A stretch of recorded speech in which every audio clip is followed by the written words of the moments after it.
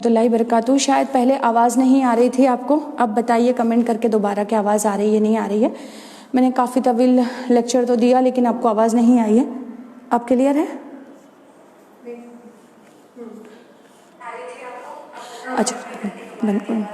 اچھا ٹھیک ہے. اب جو دیکھیے میں نے آپ کو پہلا اعادہ کیا تھا کہ یہ جو ہے اعادے کے طور پر کہا تھا کہ ہم لوگ جو ہے اس کا جو چیپٹر ہے، چیپٹر نمبر 1 ہسٹری کا، یورپ میں نشاط الثانیہ کا دور اور سائنسی فروغ، اس کا جو پہلا پارٹ ہے، پہلا بٹ ہے 1.1 میں نے اس کو ڈالا آپ کی شناخت کے لیے. تو آپ اس کو دیکھیں کہ یورپ میں صلیبی جنگیں اور ان کے دور رس اثرات. یورپ میں صلیبی جنگیں جو ہیں، اس کے تاریخ میں اس کی بہت اہمیت اس لیے کہ اس کے بعد ہی پورا نظام جو ہے وہ تبدیل ہوتا ہے. اور یہ جو نظام ہے، جیسا کہ ہم نے دیکھا تھا وہاں پر کہ سب سے پہلے ہم تو محمد صلی اللہ علیہ وسلم کی ہسٹری سے بھی پہلے ہم نے دیکھا کہ کس طرح سے موسیٰ علیہ السلام کی جو قوم ہے، وہ قوم وہ کہتے ہیں موسیٰ علیہ السلام کہ اب مجھے اللہ تعالیٰ نے شریعت دی ہے، یعنی کہ تورات عطا کی ہے، اب ہم اس شریعت کے نافذ کرنے کے لیے ملک فتح کرتے ہیں. تو روم کو فتح کرنے کی بات انہوں نے کہی تھی، یہی بیت المقدس کو فتح کرنے کی بات انہوں نے کہی تھی. بالکل میں نے آپ کو بتایا تھا کل، آپ کو یاد ہوگا کہ وادی سینا کے بالکل پیچھے جو ہے قسطنطنیہ اور یہ جو ہے یروشلم تھا. تو انہوں نے کہا، ان کی قوم نے، کہ ہم نہیں کر سکتے، ہم سے جنگ وغیرہ نہیں ہوگی. حالانکہ وہ مصر سے نکلے تھے اتنی مصیبتوں سے، پھر بھی وہ برائی میں پڑ گئے اور انکار کر دیا. موسیٰ علیہ السلام نے کہا اللہ تعالیٰ ان کا معاملہ تیرے حوالے ہے. پھر ان کی نسل کو اللہ تعالیٰ نے پوری، وہ موسیٰ علیہ السلام کی پوری جو قوم تھی، اس قوم کو اللہ نے 40 سال تک بھٹکنے کے لیے چھوڑ دیا، اور پورے جو جتنے ان کی نسل تھی وہ ختم ہو گئی. دوسری نسل میں جذبہ جہاد پیدا ہوا. ان میں سے جو بزرگ تھے انہوں نے بنایا. پھر طالوت نے جو ہے جہاد کیا اور یا داؤد علیہ السلام کو اپنا داماد بنا لیا. اسی نے جالوت کو مارا تھا. وہاں جا کر قسطنطنیہ فتح ہو گیا اور یروشلم فتح ہو گیا.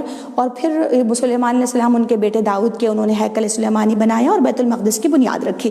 اس لیے یہود کا جو زیارت کی جگہ ہے وہ بیت المقدس ہے، ہیکل سلیمانی کی وجہ سے.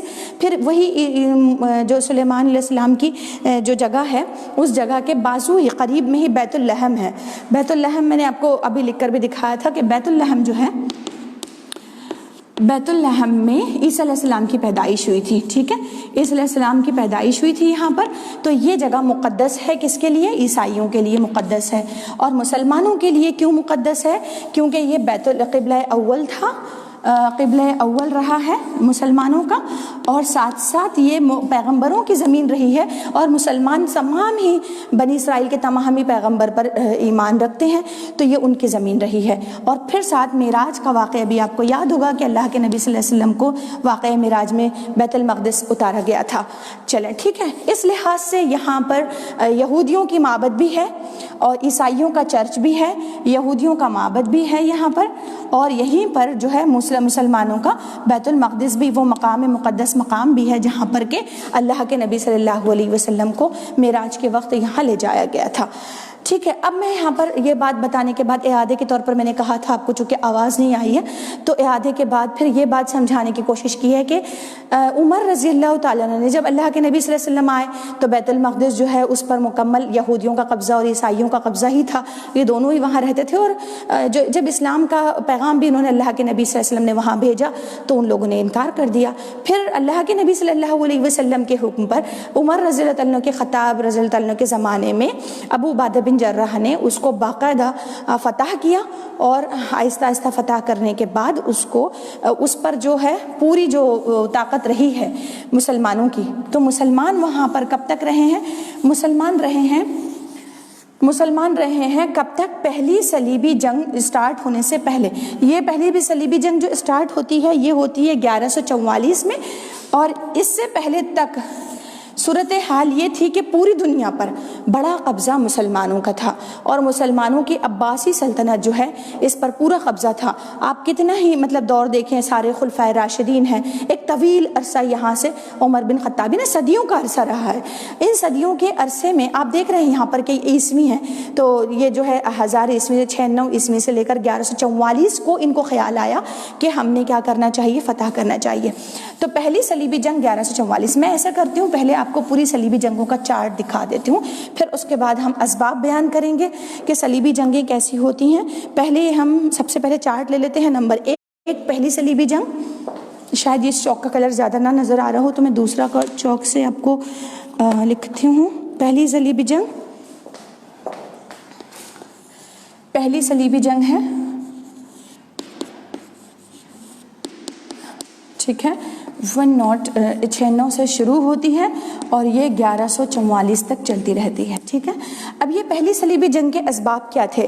دوسری صلیبی، تیسری، ہم پوری 9 جنگیں ہیں یہ پوری لکھ لیتے ہیں باری باری، لیکن پہلی صلیبی جنگ کے ہم اسباب پر ذرا سا غور کرتے ہیں تو ہمیں اسباب نظر آتے ہیں کہ اس کے سب سے پہلے مذہبی اسباب تھے.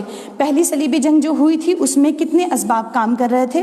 نمبر 1 مذہبی اسباب تھے، نمبر 2 اس کے معاشرتی اسباب تھے، ٹھیک ہے، نمبر 3 سیاسی اسباب تھے، سیاسی و تجارتی اسباب ان کے رہے تھے، سیاسی اور تجارتی اسباب تھے. مذہبی معاملات کی طرف چلے آتے ہیں ہم، تو مذہبی جنگ کے سیاست کے اسباب کیسے تھے کہ اسلام کے جتنے ماننے والے ہیں جہاں جہاں بھی ہے، اسپین ہے، شام ہے، انطاکیہ ہے، قسطنطنیہ ہے، مشرق افریقہ ہے اور اس کے علاوہ الجزائر ہے، افریقہ، ایشیا، الجزائر، بحر روم، اسپین، ثقلین، پرتگال، سب میں اسلامی مملکتوں کے زیر نگیں آ گئے تھے. اگر آپ کو پھر سے دہرا دیتی ہوں تاکہ آپ کو یاد رہے، کیونکہ لکھوں گی اتنا تو کافی دیر ہو جائے گی.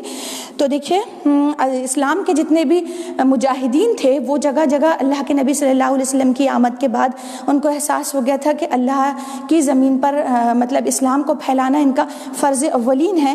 تو انہوں نے کیا کیا تھا کہ پوری دنیا کے اندر بڑی بڑی ریاستوں پر قبضہ کر لیا تھا. افریقہ، ایشیا، الجزائر، بحر روم، صقلیہ، قبرص، اسپین، پرتگال، سب اسلامی مملکتوں کے زیر نگیں آ گئے تھے. پھر 11ویں صدی سے بہت بری طرح غالب ہو گئے تھے اور سبھی علاقے ان کے پاس آ گئے. لیکن پھر کیا ہوا کہ بڑے بڑے علاقے بہت دور تک رہے. لیکن 11ویں صدی یعنی کہ یہی سے شروع ہو گئی تھی، دیکھیے یہی 11ویں صدی ہے. 11ویں صدی میں ایک ایسا ہوا کہ یہ جو قبضے مسلمانوں کے آئے تھے یہ کمزور ہونے لگے 11ویں صدی میں. جب کمزور ہوئے، ظاہر ہے جب ان کی سلطنتیں بہت بڑی بڑی سلطنتوں پر یہ قائم تھے تو وہاں کی موجودہ آبادی یعنی کہ یہود اور عیسائی یہ دونوں کو بہت زیادہ برا محسوس ہوتا تھا کہ مسلمان قبضہ کیے ہوئے ہیں اور ان لوگوں کو جو ہے مسلمانوں کے زیر نگیں رہنا پڑتا تھا. حالانکہ ایسا تھا کہ یروشلم میں وہاں پر آنے کی اور زیارت کرنے کی، عبادت کرنے کی سب کو آزادی حاصل تھی. پرسوں کے لیکچر میں آپ کو یاد ہوگا میں نے کہا تھا کہ عمر بن خطاب رضی اللہ عنہ سے جب انہوں نے کہا کہ جب وہاں کے مقامی جو پوپ تھے انہوں نے اسلام قبول کر لیا تھا تو انہوں نے عمر بن خطاب سے کہا کہ آپ یہاں نماز پڑھیں. تو انہوں نے کہا بیت الحم کی جگہ پر. تو انہوں نے کہا نہیں، یہ جو عیسائیوں کا مقدس جگہ ہے ان کو ایسی رہنے دیجیے. اور انہوں نے صرف اسی جگہ نماز پڑھی جہاں پر کہ اللہ کے نبی صلی اللہ علیہ وسلم کو معراج کے وقت لایا گیا تھا. اور اس جگہ پر جو ہے وہاں پر انہوں نے ہیکل سلیمانی پر بھی کچھ نہیں کیا، اس کو بھی نہیں توڑا، اور ان کے چرچ اور دونوں کو معبد کو نہیں توڑا جو یہود اور عیسائیوں کا تھا. تو مسلمان سلاطین جتنے بھی تھے اس وقت بھی وہ باقاعدہ یروشلم کی یہودیوں کو بھی اجازت دیتے تھے اور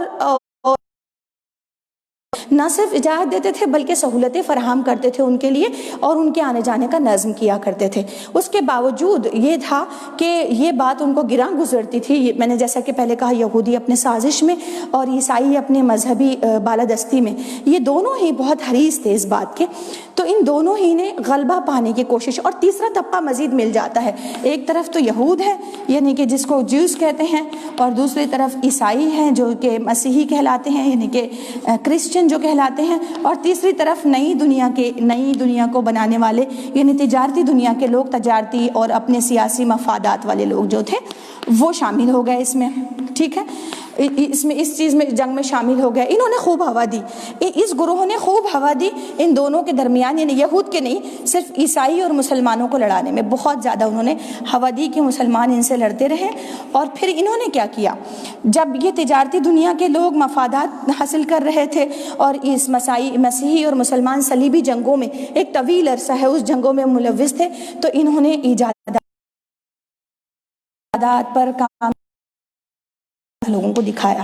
اور پھر اس کے ذریعے سے انہوں نے کیا کیا کہ اپنے مفادات کو محفوظ کرتے رہے. اور پھر انہی نے دنیا کا نقشہ ترتیب دیا.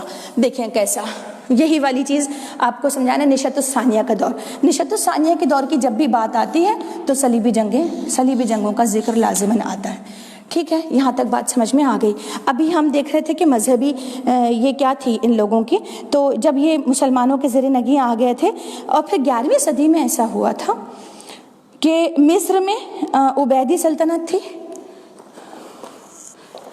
مصر کے اندر عبیدی سلطنت تھی. مصر میں عبیدی، فاطمی بھی کہتے تھے ان کو. ٹھیک ہے، فاطمی اور عبیدی سلطنت دونوں سلطنتیں تھیں.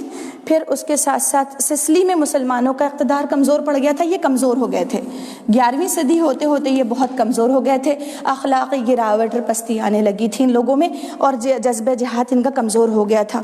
سسلی بھی ایک بہت بڑی مملکت تھی، لیکن اس میں بھی مسلمان کمزور ہو گئے تھے. مسلمانوں میں کمزوری در آئی تھی، اور یہاں بھی مسلمان اخلاقی گراوٹ اور پستی. جب کوئی بھی حکمرانی بہت دن تک باقی رہتی ہے تو اس کی نسلوں میں آہستہ آہستہ جو ہے وہ چیزیں گراف کم ہونے لگتا ہے. پھر اس کے بعد اسپین کا حال یہ تھا کہ جب اس کو فتح کیا گیا تھا، اسپین کو، یہ بالکل یورپی شہر ہے، اس کو فتح کیا گیا تھا. فتح کرنے کے بعد جب اس کو طارق بن زیاد کے ذریعے سے فتح ہوا. طارق بن زیاد کے بعد جب یہ بنیادی طور پہ فتح ہوا، یہ عرب تھے، عرب سے یہاں پر اسپین جا کے انہوں نے فتح کیا تھا، مسلمان تھے. اس کے بعد 11ویں صدی میں صورتحال یہ ہو گئی. نوٹ کریں کہ 11ویں صدی میں صورتحال یہ ہوئی کہ اس پر بھی عیسائیوں نے صلیبی قبضہ کرنے کی کوشش کی. لیکن یوسف بن تاشقین تاریخ میں ایک بہت روشن نام ہے. یوسف بن تاشقین نہ ہوتے تو بہت پہلے اسپین ہاتھ سے نکل چکا ہوتا اور اسپین کی سلطنت جو ہے کمزور پڑ جاتی تھی. لیکن یہاں پر یہ کمزور نہیں تھا، بلکہ یوسف بن تاشقین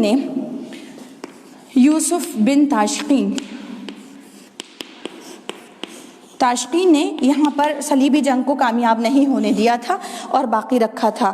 پھر اس کے بعد یہاں پر سلاجقہ یعنی کہ سلجوقی سلطنت، سلاجقہ کہتے ہیں سلجوقی سلطنت کو. سلجوقی سلطنت کے حکمران بہت زیادہ جری اور بہادر تھے، اور انہوں نے ان کا جو قبضہ تھا، یہ اتنی تیزی سے طاقت بڑھ رہی تھی سلجوقیوں کی کہ انہوں نے قسطنطنیہ، شام، سیریا، عراق سب جگہ اپنا قبضہ ثابت کر لیا تھا. ایشیائے کوچک سے لے کر، میں اس کو دوبارہ پھر سے، اب ہم یہاں پر ہیں، یہ تینوں ہم ڈسکس کر چکے ہیں کہ 11ویں صدی میں یہ جنگیں کیوں شروع ہوتی ہیں. کیونکہ جو قبضہ مسلمانوں نے کیا تھا مصر میں، سسلی میں، مصر میں، سسلی میں اور اسپین میں اور سلاجقہ میں، یہ کمزور پڑنے لگی تھی ریاستیں، اور یہ بات ان کے علم میں آ گئی تھی. اس میں سب سے زیادہ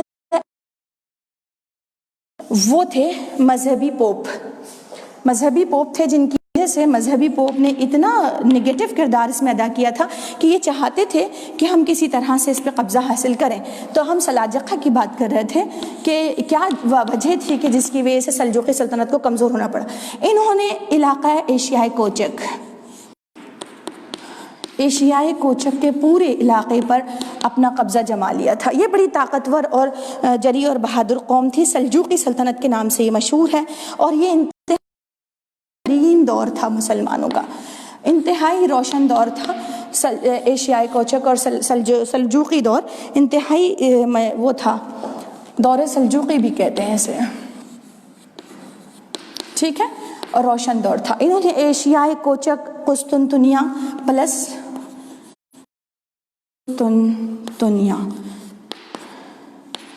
یہ قسطنطنیہ اور اس کے جو وہ تھا قسطنطنیہ کو فتح کر لیا تھا. قسطنطنیہ کی ایک چیز یہ ہے کہ یہ عیسائیوں کے نزدیک مرکز تھا، مطلب عیسائیوں کا مسیحی مرکز تھا. یہ کون سا؟ قسطنطنیہ مسیحی مرکز تھا، اور اس سمجھتے تھے اس کو کہ یہ ہمارا حصار ہے، اور یہ مسلمان اس پر قبضہ، سلجوقی سلطنت اس پر قبضہ کر چکی تھی.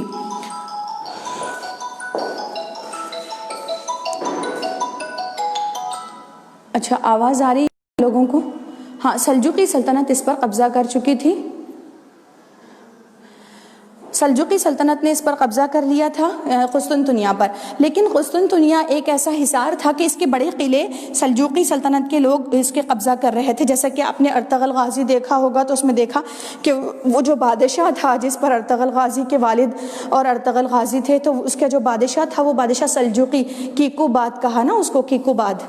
تو وہ جو ہے وہ سلجوقی حکمران تھے، اور انہوں نے جو ہے مطلب انہوں نے اس کو جتنے قسطنطنیہ کے جتنے قلعے تھے سارے ہی قلعے فتح کر لیے تھے. اس لیے یہاں کے جو پوپ ہے اس پوپ نے، اس کا نام تھا مائیکل ڈوڈلس نے قسطنطنیہ کا مسیحی دنیا کو یکجا کیا، اور اس نعرے کے ساتھ کیا کہ مسلمان جو ہے یہ طاقت بڑی ہو رہی ہے اور عالم اسلام جو ہے دوسری طرف کمزور پڑ رہا ہے، لیکن سلجوقی سلطنت ہم سے قسطنطنیہ چھین لیں گی تو ہم بیت المقدس یعنی کہ مقدس شہر کو، یروشلم کو کبھی حاصل نہیں کر سکیں گے. ہم کو مذہبی اعتبار سے کھڑا ہونا چاہیے. انہوں نے مذہبی اعتبار سے مزید چیزیں اختیار کی تھیں، اور انہوں نے کیا کیا تھا کہ مذہب کو مضبوط کرنے کے لیے بہت عجیب قسم کی افواہیں پھیلانی شروع کر دی تھیں. ان کی افواہیں کیا تھی؟ اس مطلب قسطنطنیہ کے جو پوپ تھی اس کی افواہیں یہ تھی کہ پہلی افواہ اس نے پھیلائی تھی کہ یہ جائے پیدائش پر مسیحی دوبارہ آئیں گے. مطلب کہ انہوں نے اعلان کیا تھا کہ سارے مسیحی کو ایک جگہ جمع ہونا چاہیے اور سلجوقی سلطنت سے جنگ کرنی چاہیے، کیونکہ مسیح علیہ السلام دوبارہ آئیں گے، عیسیٰ علیہ السلام، اور آنے کے بعد جو ہے ہمارے مسائل کو دور کر دیں گے. یہ خبر جنگل کی آگ کی طرح پھیل گئی تھی، کیونکہ جتنے علاقے تھے اتنے علاقوں میں مسلمانوں کا قبضہ تھا اور ان کے لوگ بہت غریب اور پست حال تھے اور گناہ میں بہت ملوث تھے. تو انہوں نے وہ بھاگے دوڑے نکلے کہ مسیح علیہ السلام آئیں گے، لیکن انہوں نے شرط رکھی کہ یہ اس وقت آئیں گے جب کہ یروشلم کو ہم فتح کر لیں گے. دوسری افواہ انہوں نے کہی تھی کہ ہم میں سے جتنے بھی گناہ گار ہیں سب جنت میں جا سکتے ہیں، لیکن ان کو زیارت کر لینی چاہیے. کس کی زیارت کرنی چاہیے؟ یروشلم کی زیارت کا انہوں نے اعلان کر دیا تھا. اب یروشلم کی زیارت کا حال یہ تھا کہ وہاں پر عیسائی، یہودی، مسلمان سبھی زیارت کے لیے جاتے تھے، اور اس کا جو کہ انتظامات تھے وہاں کے لوگوں کے، جیسے آپ نے حج کے موقع پہ دیکھا ہوگا کہ جب حج کے لیے لوگ جاتے ہیں تو اس کے بڑے پیمانے پر انتظامات ہوتے ہیں، ایسے ہی بیت المقدس کے پورے انتظامات مسلمان بادشاہ اور صلاح الدین کے ہاتھ میں تھے، جو خلیفہ تھے ان کے ہاتھ میں تھے. تو پہلے عباسیوں کے ہاتھ میں تھے، وہاں کے انتظامات سنبھالنے، وہاں کا گورنر اس کا ذمہ دار ہوا کرتا تھا. تو انہوں نے اعلان کر دیا کہ جو بھی زیارت کرنے یروشلم جائے گا تو اس کے گناہ معاف ہو جائیں گے. یہ اعلان کا کرنا تھا کہ سارے بدقماش لوگ، شرابی، گانے بجانے والے، زنا کرنے والے، ایسے لوگ بھاگ دوڑ کر یروشلم جانے لگے اور انتظامات انتہائی مشکل ہو گئے. اور وہاں کے جو انتظامات کرنے والے عباسی اور سلجوقی بادشاہ تھے، ان بادشاہوں کو انتظامات بھی مشکل ہوئے، پھر وہاں جرم ہونے لگے، جرائم ہونے لگے، چوری چکار، ان کے اوپر حد جاری کی جانے لگی. تو پھر پوپ نے یہ افواہ پھیلا دی کہ مسلمان جو ہے زائرین پر ظلم کرتے ہیں، جبکہ ایسا کچھ نہیں تھا، بلکہ وہ زیارت کرنے جایا کرتے تھے.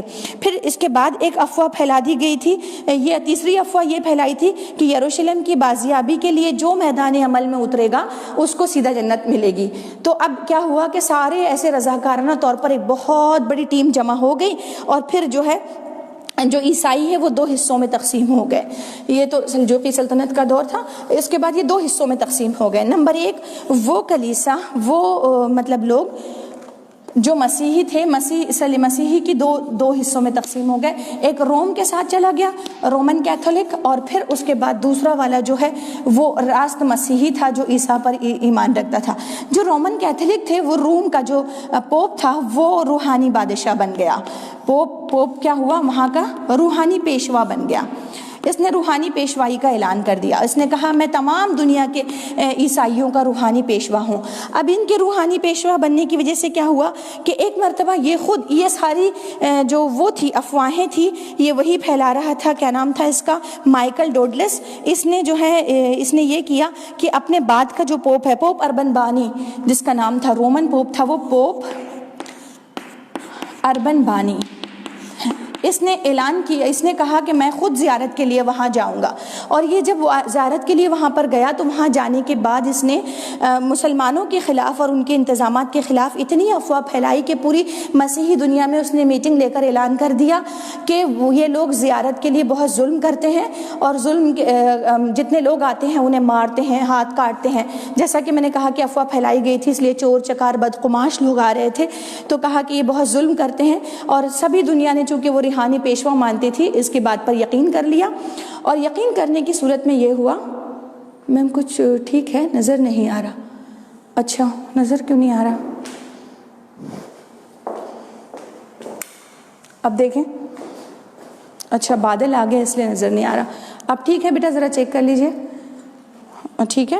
تو انہوں نے کہا کہ ہم لوگ جو ہیں انہوں نے روحانی اس نے اعلان کر دیا کہ جو ہے یہاں ساری مسیحی دنیا جنگ کا اعلان کرے گی. اور اسی کے ساتھ یہ وہی دور تھا 11ویں صدی کا جب یہاں پر اس میں جو ہے پوپ نے یہ اعلان کیا تھا پوپ اربن بانی نے کہ ہمیں ہندوستان مطلب مسلمانوں کے خلاف جہاد کرنا چاہیے اور یروشلم کو حاصل کرنا چاہیے. بس اسی کے بعد یہ ایک تو مذہبی وجہ ہو گئی اس کی کہ جو مذہبی بنیاد پر پوپ نے اعلان کیا تھا. اب دوسری وجوہات پر معاشرتی وجہ پہ ہم آ جاتے ہیں. معاشرتی وجہ کیا تھی کہ جس کی وجہ سے ان لوگوں نے کہا تھا؟ معاشرتی اسباب میں مسلمانوں کے مقابلے میں یہ پسماندہ تھے. ایک تو مذہبی وجہ ہو گئی، مذہبی وجوہات کی وجہ سے صلیبی جنگ وجود میں آئی. دوسری ہے معاشرتی کیا تھی؟ اصل میں یہ پسماندہ لوگ تھے، سارے عیسائی اور یہ جو تھے یہ پسماندہ تھے. سننے میں کتنا اچھا لگتا ہے نا کہ مسلمانوں کی حکومت تھی، مسلمان حکمران تھے اور ساری دنیا کو کہ ان کے سامنے سرنگوں تھی. بڑا اچھا روشن دور رہا ہے وہ، مجھے پڑھنے میں بڑا مزہ آتا ہے اس دور کو. آپ لوگوں کو بھی مزہ آئے گا، جا کر انٹرنیٹ وغیرہ پہ پڑھیں. پھر یورپ کا نظام جاگیردارانہ نظام تھا، جیسا یہاں پر جو معاشرتی نظام تھا، اور ان لوگوں کے پاس پسماندگی تھی. کیوں تھی؟ جب بھی غلام کسی بھی اس کا غلام ہوتا ہے تو اس میں پسماندگی آتی ہے. اور پھر دوسری بات یہ ان کی پسماندگی ہی کی وجہ سے انہیں اخلاقی انحطاط سے گزر رہے تھے. یہ اخلاقی انحطاط کا یہ عالم تھا.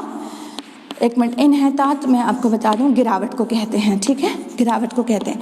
اخلاقی گراوٹ کا یہ عالم تھا ان کا کہ یہ جو ہے ان کے پاس جاگیردارانہ نظام تھا. اور جاگیردار جو تھے وہ جاگیردارانہ نظام ایسا نظام ہے کہ اس میں کمزور کو کمزور سمجھا جاتا ہے، اور جو جاگیردار ہوتا ہے، پیسے والا انسان ہوتا ہے، تو پھر وہ گناہ کرنے کا اور ان پر ظلم و ستم کرنے کا، غریبوں پر ظلم کیا جاتا تھا.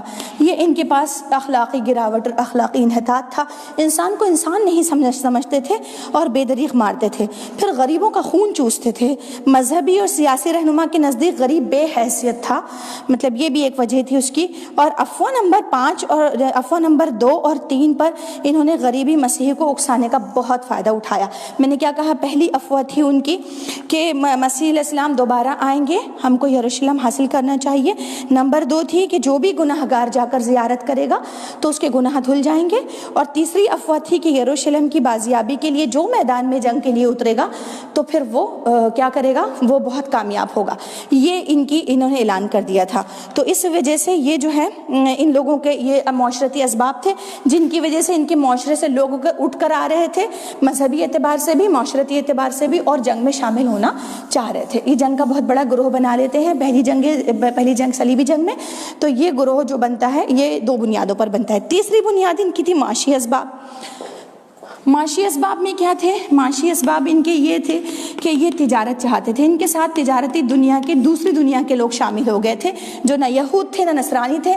بس یہ مطلب یہ جو بس پیسہ کمانے کے لیے تیسری دنیا کے لوگ تھے، یہ جو پیسہ کمانے کے لیے میدان عمل میں اترے تھے. ان لوگوں کو بہت زیادہ فتوحات حاصل کرنے، اپنی پوری عالم کو اپنی منڈیاں بنانے اور اپنا سامان بیچنے کا ایک شغل لگ گیا تھا. اور وہ سوچ رہے تھے کہ مذہبی لوگوں کو آپس میں لڑوا دیں اور پھر خود تجارت کرتے رہیں.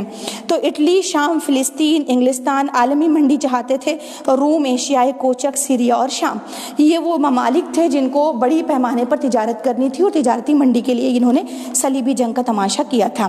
ٹھیک ہے. فوری طریقے اسباب تو میں نے آپ کو بتا دیا کہ فوراً سے بیشتر جو اسباب بنے تھے وہ تھے پوپ کا زیارت کرنا. اور پوپ اربن نے زیارت کر کے وہاں پر اعلان کر دیا تھا کہ مسلمان ظالم ہیں اور زائرین پہ ظلم کرتے ہیں اور ہمیں یروشلم واپس لینا ہے. ٹھیک ہے. اب آ جاتے ہیں پہلی جنگ عظیم. پہلی صلیبی جنگ تو ختم ہو جاتی ہے. یہ اس کے اسباب میں نے آپ کو بتا دیا. سبب کن وجوہات کی بنیاد پر پہلی جنگ عظیم میں لوگوں کو ایک جٹ کیا گیا اور صلیبی ایک جگہ جمع ہوئے. نمبر 1 تھا مذہبی، جس میں مذہبی آپ کو بتایا کہ ہمیشہ سے یہ محسوس کرتے تھے کہ مسلمان مذہب ہے ان کا، اور یہ جو ہے مسلمان قابض ہے اور ہم کمزور ہیں. اور ساتھ ساتھ میں نے آپ کو بتایا کہ یہ چاہتے تھے کہ مسلمان کمزور ہو گئے تو صلیبی دوبارہ یروشلم لے لیں، کیونکہ ان کے عقیدے میں یہ بات شامل تھی کہ یروشلم جس کے پاس ہوگا وہ پوری دنیا پر قابض ہوں گے.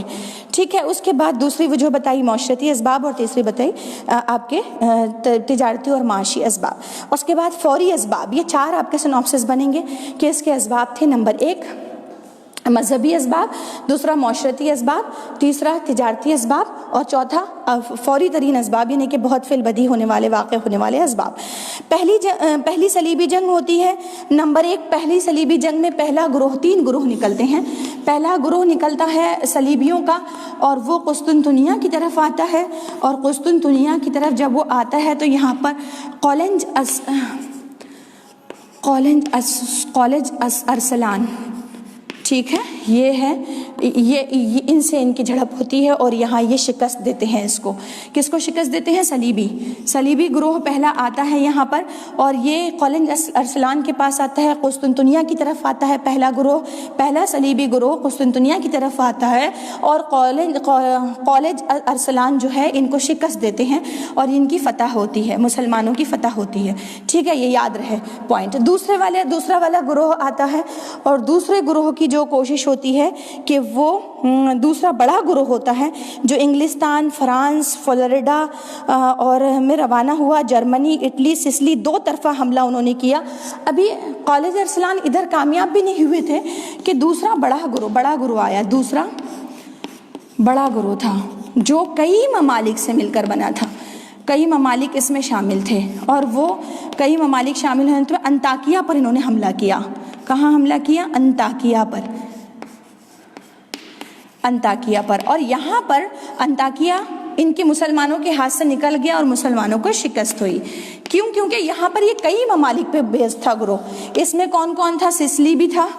کتنے ممالک تھے؟ سسلی تھے، انگلستان تھا، فرانس تھا اور شام تھا، ٹھیک ہے، یہ اتنے ممالک اس میں شامل ہو گئے تھے، مسیحی ممالک جتنے تھے سارے شامل ہو گئے تھے، کیونکہ ان کے روحانی پوپ اربن ان کا روحانی پیشوا تھا، اس نے اعلان کیا تھا کہ مسلمان ظلم کرتے ہیں، اس لیے ہمیں اس کو حاصل کرنا ہے۔ تو بڑے بڑے گروہ، اور پھر انہوں نے عوام کو بھی بھڑکا کر، جو بدقماش لوگ تھے، شرابی تھے، مارنے والے، قاتل تھے، مرڈر کرنے والے، سب کو اپنے ساتھ شامل کر لیا تھا۔ سب یہ سوچ کر شامل ہو رہے تھے کہ اگر اس راہ میں موت بھی آتی ہے تو ہمیں جنت ملے گی، بس سب شامل ہو رہے تھے۔ تو انہوں نے انطاکیہ پر اتنا بڑا پاورفل حملہ کیا کہ یہاں پر مسلمانوں کو شکست ہوئی، اور انطاکیہ مسلمانوں کے، یروشلم سے بہت قریب ہے انطاکیہ، مسلمانوں کے ہاتھ سے نکل گیا۔ پھر تیسرا بڑا گروہ جو ہے، تیسرا گروہ یہ بھی کوچ کرتا ہے مصر کی طرف۔ تو مصر میں اب کیا ہوتا ہے؟ انہوں نے کیا کیا؟ تیسرے بڑے گروہ نے، وہ تو چلا گیا، تیسرا بڑا گروہ جو بیت المقدس پر حملہ کیا، اس نے مصر پر حملہ کیا، اور یہاں پر فاطمی فوج تھی، فاطمی جو تھے ان کی اب خلافت تھی، فاطمیوں کی خلافت تھی، اور انہوں نے کیا کیا تھا؟ یہاں پر انہوں نے شکست دی تھی، انہوں نے ان کو شکست دی، لیکن اس راستے سے، انطاکیہ کے 3 راستے ہیں یروشلم کے، قسطنطنیہ، انطاکیہ اور مصر، انطاکیہ کے راستے سے یہ یروشلم میں داخل ہو گئے تھے، ٹھیک ہے۔ تو یہ پہلی جنگ جو تھی، اس جنگ کو کالج ارسلان نے کی، اور پھر کالج ارسلان کے بعد جو دوسرے بادشاہ ہوتے ہیں، یہاں تک تو بات سمجھ میں آ گئی۔ تیسرا بڑا گروہ میں آپ کو یہاں پر لکھ دیتی ہوں کہ تیسرے گروہ نے مصر پر کیا تھا، اور یہاں پر فاطمی تھے، اور انہوں نے جو ہے ان کو شکست دی تھی۔ اب یہاں پر دوسری جنگ عظیم پر ہم آ جاتے ہیں۔ پہلے میں آپ کے کمنٹس دیکھ لوں کہ کچھ چیزیں آپ نے کہی ہیں، میم کچھ ٹھیک نظر آیا؟ جی میم آ رہا ہے، چلیں ٹھیک ہے۔ یہ کون بچی ہے؟ مہوش فاطمہ کے علاوہ شاید آپ لوگوں کو، سب لوگوں کو پتہ نہیں کیا مسئلہ ہے، جو بھی ہے چھوڑیں۔ دوسری جنگ ہے، یہ ہوتی ہے 1144 سے 1187، دوسری صلیبی جنگ یہ ہوتی ہے 1147 سے شروع ہوتی ہے، اور 1147 سے دوسری جنگ 44 سے شروع ہو کر 87، 1144 سے شروع ہوتی ہے اور 1187 تک چلتی ہے۔ اچھا، اس کو کس نے وہ جواب دیا؟ اس طرف بھی یہ لوگ مسیحی ایک جگہ جمع ہو کر آ گئے، نور الدین زنگی نے ان کا منہ توڑ جواب دیا اور ان کو شکست دی، اور یہ فاتح ہوا، نور الدین زنگی فاتح ہوئے، انہوں نے فتح کیا اور انہیں منہ توڑ جواب دیا۔ پھر نور الدین زنگی کو انہوں نے اسی دوران، یعنی کہ یہ دورانیہ کتنا بڑا ہے نا، 1144 سے لے کر 1187 تک، یہ کافی لمبا 37-38 سال کا دورانیہ ہے۔ تو اس دورانیے میں نور الدین زنگی پر پھر انہوں نے حملہ کیا، پھر نور الدین زنگی کو انہوں نے یروشلم میں اپنے بھائی کو بھیجا انہوں نے، اور ان کے بھائی کا نام تھا، وہاں دعوت دی باقاعدہ جنگ کی یروشلم میں کہ تم آ کے ہم سے جنگ کرو، کیونکہ وہ انطاکیہ سے داخل ہو چکے تھے۔ تو انہوں نے نور الدین زنگی نے اپنے بھائی اسد الدین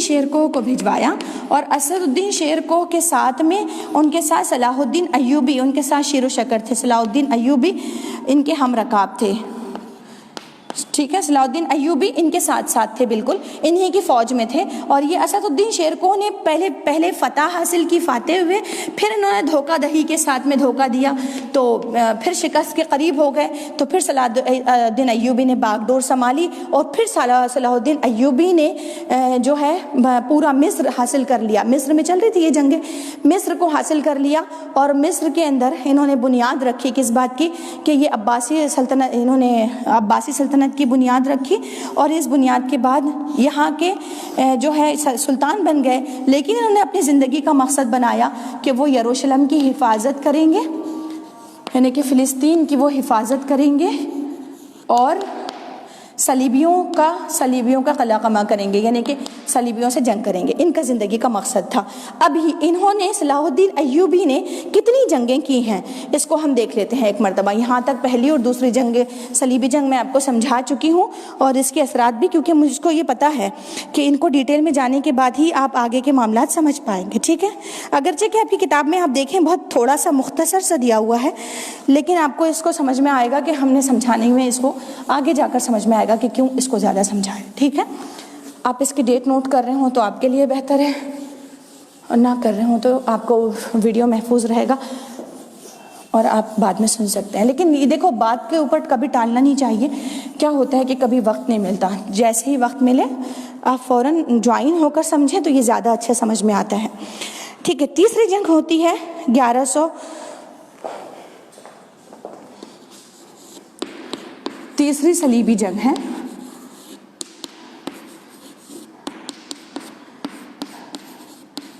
سے شروع ہوتی ہے 1189 سے شروع ہو کر تیسری جنگ ہوتی ہے 1192 تک، ٹھیک ہے، یہ جاری رہتی ہے۔ اس میں پھر سے وہ دوبارہ ان کے وہ آتے ہیں، تو پھر یہ شروع ہوتی ہے یہ جنگ، اور پھر اس کو بھی تنہا صلاح الدین ایوبی اس کا جواب دیتے ہیں، اور صلاح الدین ایوبی ہی، کیونکہ انہوں نے اپنا مقصد بنا لیا تھا، صلاح الدین ایوبی تنہا اس کے اوپر ان کو شکست دیتے ہیں، اور وہ فاتح ہوتے ہیں، یعنی کہ فتح کرتے ہیں صلاح الدین ایوبی، ٹھیک ہے۔ اس کے بعد چوتھی جنگ ہوتی ہے، چوتھی جنگ ہے 1900، دیکھیے چوتھی جنگ یہاں پہ لکھ رہی ہوں، یہ 1100، چوتھی جنگ ہے 1195 میں، پھر پانچویں جنگ ہے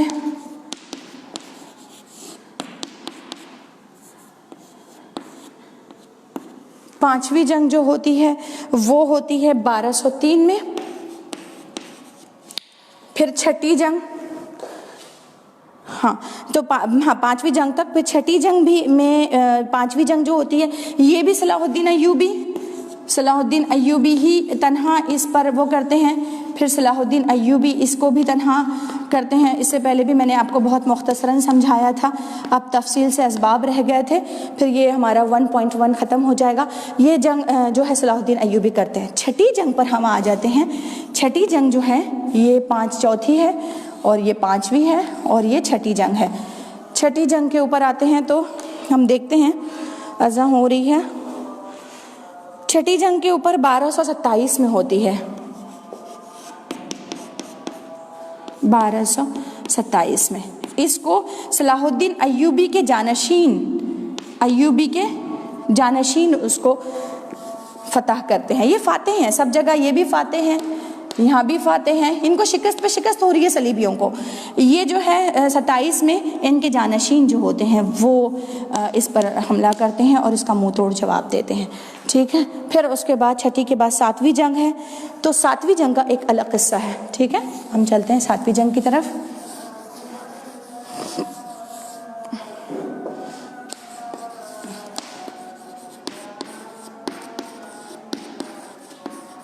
ساتویں صلیبی جنگ ہے. اس ساتویں صلیبی جنگ کے اندر ہوتا یہ ہے کہ کامل برادران ہوتے ہیں. یہ خود بخود قسطنطنیہ، ان کے پھر میں نے کہا کہ جو لوگوں کے پاس وہ ہوتی ہے، ریاست ہوتی ہے، وہ آہستہ آہستہ انحطاط کی طرف، گراوٹ کی طرف جاتے ہیں. تو یہ بیچارے بزدل ہو گئے. انہوں نے کامل برادران نے کیا کیا، پھر ان کو دے دیا، قسطنطنیہ صلیبیوں کو دے دیا، خود سے دے دیا، نرم لقمہ آرام سے. اب دے دیا تو پھر بعد میں ان کے ہی لوگوں نے، یعنی مسلمانوں نے پھر اس کو دوبارہ فاتح ہو کر حاصل کر لیا. یہ والا مسئلہ ایک ہی سال کے دوران ہوا. یعنی ساتویں صلیبی جنگ کا جو دورانیہ ہے وہ ہے 1227 ہی میں انہوں نے ان کو دیا بھی اور واپس ان سے قسطنطنیہ لے لیا. پھر یہ فاتح ہو گئے. پھر ہم آتے ہیں 8ویں اس کے اوپر. تو لوئی دہوم نے کی 8ویں صلیبی جنگ.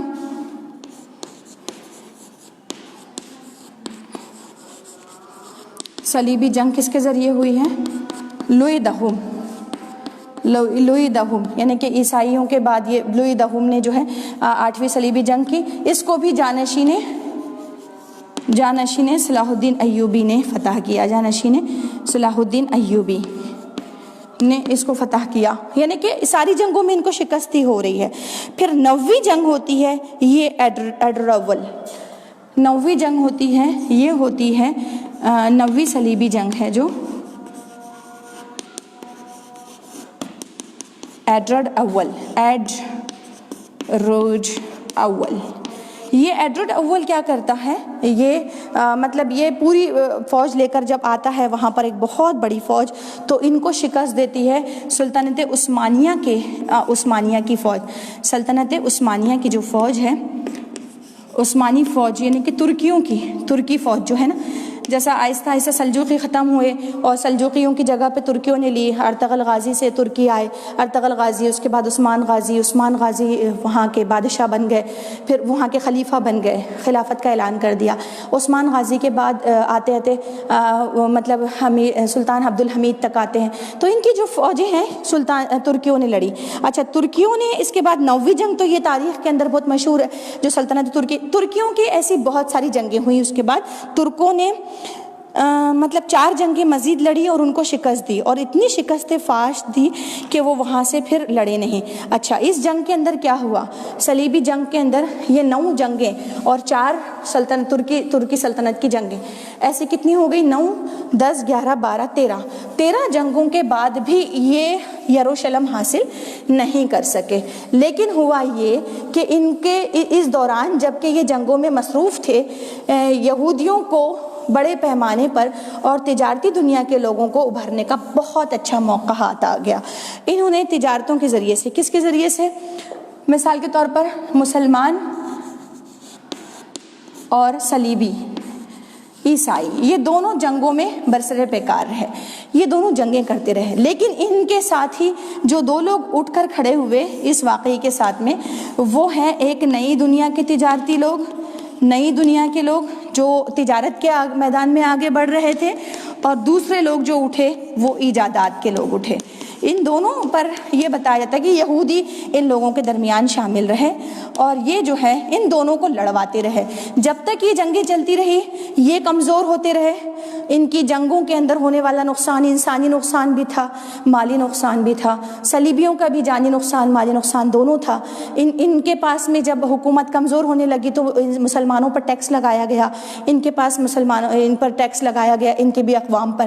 اب دونوں جگہ ٹیکس لگانے کی وجہ سے یہ ہوا کہ ان کی نسلیں تعلیمی اعتبار سے پیچھے ہو گئیں، اور ان کے پاس انہی کا گروہ جدید دنیا کا تجارتی گروہ تھا، اور انہی کے گروہوں میں سے ایجادات والا گروہ تھا جو یہود کے ساتھ مل کر ہو رہا تھا. ان لوگوں نے پوری دنیا کے نقشے کو بدل دیا. نمبر 1 پہلا سبب جو تھا صلیبی جنگوں کے اثرات کیا پڑتے ہیں، تو نمبر 1 صلیبی جنگ کے پہلی اثر یہ تھا کہ شاہ کا اور خلافت کا زوال عمل میں آیا. انگلستان تھا، انگلستان کی بڑی آبادی تھی جو بہت تیزی کے ساتھ ترقی کی طرف بڑھ رہی تھی. نمبر 1 سبب اس کا تھا کہ شاہی نظام کا خاتمہ ہوا.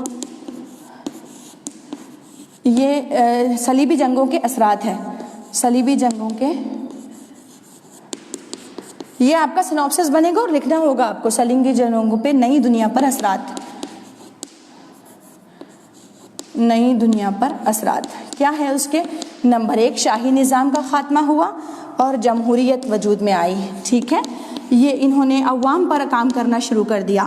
نمبر 2 کیا ہوا، انہوں نے مطلب اس نظام کا خاتمہ کیسے ہوا شاہی زوال، کہ جب بادشاہ جب اعلان کرتے کہ ہمیں جنگ کرنا ہے، پوری عوام کو جنگ کے لیے بھجوا دیتے۔ کئی ایک گھر ایسے ہیں جن کے مطلب آبا و اجداد جو ہے، دادا ہے، باپ ہے، چچا ہے، یتیم و یسیر گھر ہو جاتے، وہ جنگوں میں فوت ہو جاتے۔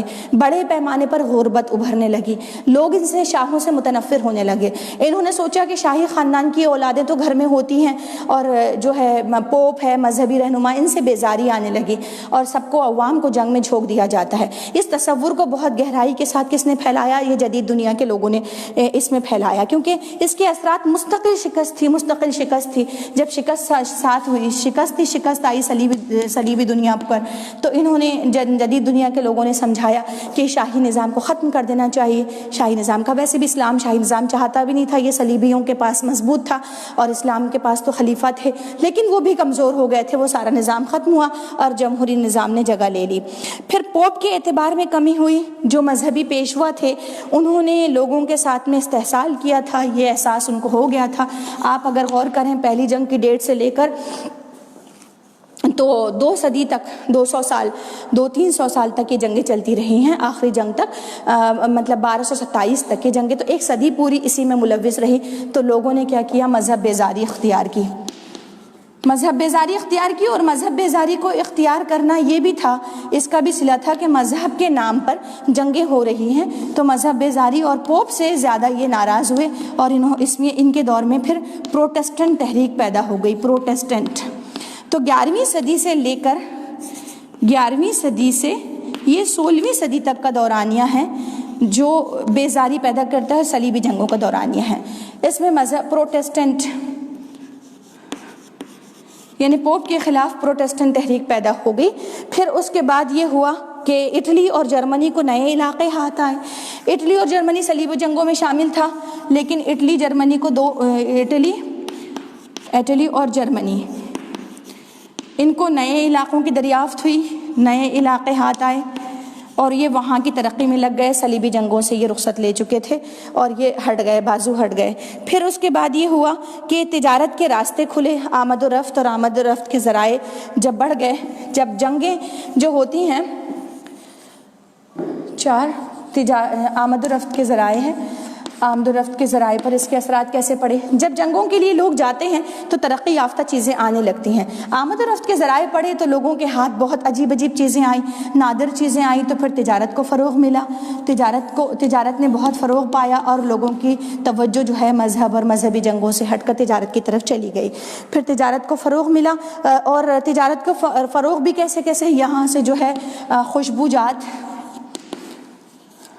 آسانی سے آنے لگے۔